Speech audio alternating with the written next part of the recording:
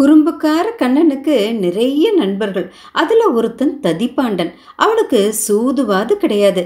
அதனாலேயே கண்ணனுக்கு அவனை ரொம்ப பிடிக்கும். கண்ணன் குறும்புகளை செய்யறப்பெல்லாம் ததிப்பாண்டனும் கூடவே இருப்பான். கண்ணன் தப்பிச்சுக்குவான், ததிப்பாண்டன் மாட்டிக்குவான். ஒரு நாள் ததிப்பாண்டன் அவனோட வீட்டு தோட்டத்துல கண்ணுக்குட்டிகளை கயித்துல கட்டிட்டு இருந்தான். அதெல்லாம் அதோட தாய் பசுக்கிட்ட போய் பாலை குடிச்சிடாம பார்த்துக்க சொல்லி அவங்க அம்மா சொல்லியிருந்தாங்க. அந்த நேரம் பார்த்து கண்ணன் ததிப்பாண்டனை கூப்பிட்டான். அதுக்கு ததிப்பாண்டன், கண்ணா, அம்மா பால் கறக்க பாத்திரம் எடுக்க உள்ள போயிருக்காங்க, என்ன காவலுக்கு வச்சிருக்காங்க, அதனால நாங்க வர முடியாதுன்னு சொன்னான். கண்ணன் ததிப்பாண்டன் பக்கத்துல வந்து, அந்த வைக்கோல் போருக்கு பின்னாடி நிறைய இனிப்புகளை வச்சிருக்கேன், அதை உனக்கு தர்றதுக்காக தான் ஒன்னு அங்க கூப்பிட்டேன், நீ தான் வரமாட்டேங்கிறியேன்னு சொன்னான். இனிப்பான்னு சொன்னபடி ஓடி போய் அந்த இனிப்புகளை எடுத்து சந்தோஷமா சாப்பிட ஆரம்பிச்சான் ததிப்பாண்டன். இதுதான் சமயம்னு கண்ணன் கண்ணுக்குட்டிகளை அவிழ்த்து விட்டான். அதெல்லாம் துள்ளி குதிச்சு தாய் பசுக்கள் கிட்ட ஓடி போய் பால் குடிக்க ஆரம்பிச்சது. அப்போ ததிப்பாண்டனோட அம்மா அங்க வந்தாங்க. அங்க நடக்கிறத பார்த்ததும் அவங்களுக்கு பயங்கரமா கோபம் வந்தது. ததிப்பாண்டன் அங்க இல்லாததை பார்த்து கொம்பு ஒன்ன கையில் எடுத்துட்டு அவனை தேடி போனாங்க. வைக்கோல் போருக்கு பின்னாடி இனிப்புகளை சாப்பிட்டு இருந்த ததிப்பாண்டன் அம்மா கிட்ட மாட்டினான். எவ்வளவுதான் கண்ணனால அவன் நண்பர்கள் மாட்டினாலும் கண்ணன் மேல அவங்களுக்கு இருந்த அன்பு குறையல. இருந்தாலும் இந்த தடவை ததிப்பாண்டனுக்கு கண்ணன் மேல கோபம். கொஞ்ச நாள் கழிச்சு வழக்கம் போல ஒரு நாள் ஒரு கோபிகை வீட்டுக்கு வெண்ணெயை திருட்ட போனான் கண்ணன். அங்கிருந்த தயிர் பானையை உடைச்சிட்டான்.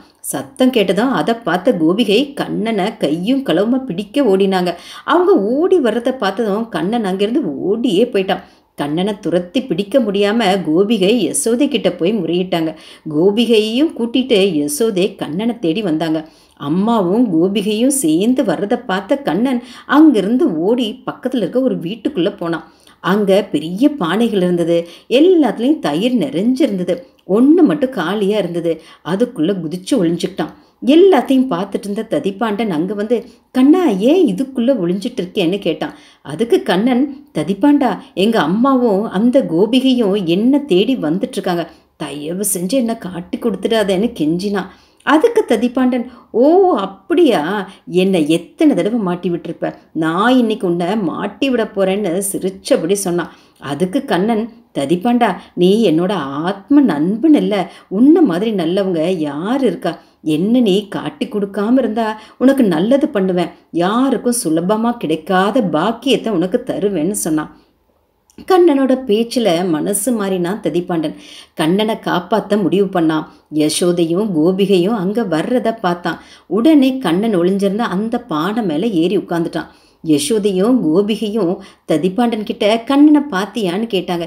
இல்லையே, நான் பார்க்கலையேன்னு சொன்னான். ரெண்டு பேரும் அங்கிருந்து போயிட்டாங்க. அவங்க போனதுக்கு அப்புறமும் பானையை விட்டு இறங்காம அது மேலேயே உட்கார்ந்துருந்தான் ததிப்பாண்டன். பானைக்குள்ளேருந்து கண்ணன் புல்லாங்குழலால் ததிப்பாண்டனை குத்தினான். டே, மூச்சு முட்டுது, கீழே இறங்குன்னு சொன்னான். எவ்வளவு குறும்புத்தனம் பண்ணாலும், எவ்வளவு வீட்டுக்குள்ளே போய் துவம்சம் பண்ணாலும், கண்ணன் மேலே கோபிகள் எவ்வளவு புகார்கள் அடுக்கினாலும் கண்ணன் மேலே அவங்க எல்லாருக்கும் அன்பு அதிகம்தான் ஆச்சு. கண்ணன் வரலைன்னா ஏங்கித்தான் போவாங்க. யாருக்கும் சுலபமாக கிடைக்காத பாக்கியத்தை உனக்கு தருவேன்னு சொன்ன கண்ணன் கிட்ட, கண்ணா, நீ இந்த பானைக்குள்ளே இருந்து வெளியே வரணும்னா எனக்கு மோட்சம் தரணும்னு கேட்டான் ததிப்பாண்டன். பொய் சொன்னவனுக்கு ஏதுடா மோட்சம்னு கேட்டான் கண்ணன். நீ எனக்கு மோட்சம் தருவேன்னு சொன்னாதான் நான் கீழே இறங்குவேன்னு பிடிவாதமாக ததிப்பாண்டன் பானைக்கு மேலேயே உட்காந்துருந்தான். சரி, உனக்கு மோட்சம் தர்றேன், கீழே இறங்குன்னா கண்ணன். கண்ணா, எனக்கு மட்டும் மோட்சம் தந்தா எப்படி, உன்னை காப்பாத்தின இந்த பானைக்கும் நீ மோட்சம் தரணும், அப்பத்தான் நான் பானையை விட்டு இறங்குவேன்னு சொன்னான் ததிப்பாண்டன். வேற வழி இல்லாமல் கண்ணன் பானைக்கும் மோட்சம் தர்றேன்னு சொன்னான். பானையை விட்டு ததிப்பாண்டன் கீழே இறங்கினான். கண்ணன் பானையை விட்டு வெளியே வந்தான். புஷ்பக விமானத்தை வரவழைச்சான். அதில் ததிப்பாண்டனையும் பானையையும் ஏற்றி வைகுண்டத்துக்கு அனுப்பி வச்சான். மோட்சம் அடைஞ்சு வைகுண்டத்துக்கு போனால் இப்போவும் அங்கே அந்த பானையை பார்க்கலாம்.